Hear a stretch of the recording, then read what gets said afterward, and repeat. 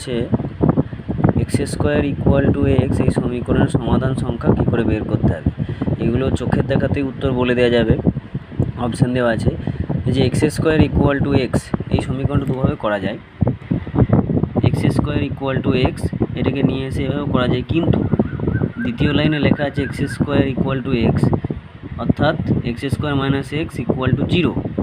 এটা একটা দ্বিঘাত সমীকরণ, এটা একটা দ্বিঘাত সমীকরণ, তাই এর বীজ সংখ্যা 2।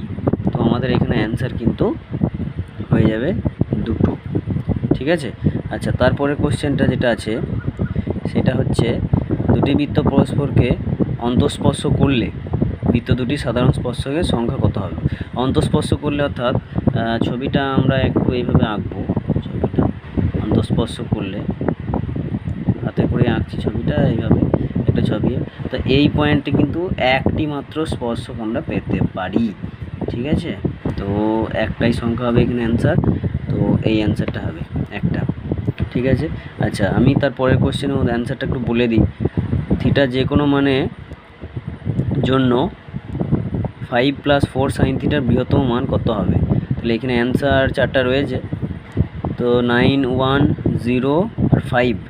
এখানে ক্যালকুলেশনের ট্রিকটা হবে এরকম কি, যে 5 + 4 sin থিটা।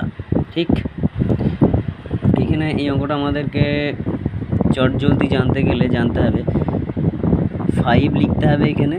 আচ্ছা, 4 ইন্টু এই সাইন থিটার ভ্যালুটা, সাইন থিটার ম্যাক্সিমাম ভ্যালু হচ্ছে 1 আর মিনিমাম ভ্যালু হচ্ছে -1। তাহলে আমাকে এখানে বৃহত্তম মান বলেছে, তাই সাইন থিটার সর্ববৃহৎ মান মানে ম্যাক্সিমাম যে ভ্যালুটা আছে সেটা হচ্ছে 1। তাহলে বসিয়ে দিলে পরে অ্যান্সারটা হয়ে যাবে 9। সো এখানে অ্যান্সার হবে আমাদের 9। ঠিক আছে। আচ্ছা, তারপরের কোশ্চেনটা হচ্ছে দুটি নিরেট গোলকের আয়তনের অনুপাত 27:8 হলে তাদের বক্রতলের ক্ষেত্রফলের অনুপাত কত হবে। তাহলে খুব সুন্দর অঙ্ক। এখানে কি বলেছে, নিরেট গোলক। আচ্ছা, গোলক, এই অঙ্কগুলো করার নিয়ম হচ্ছে কি, গোলক আগে আমাদের গোলকের ফর্মুলা জানতে হবে। আয়তনের ফর্মুলাতে আমাদেরকে মনে রাখতে হবে এই যে r³ বলে টার্মটা থাকে।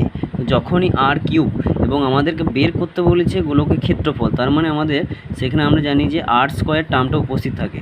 তাহলে দুটো গোলক আছে, তাহলে r1/r2 তার কিউব ইকুয়াল টু আমরা লিখতে পারি কত দেওয়া ছিল, 27/8। তাহলে এইখান থেকে যদি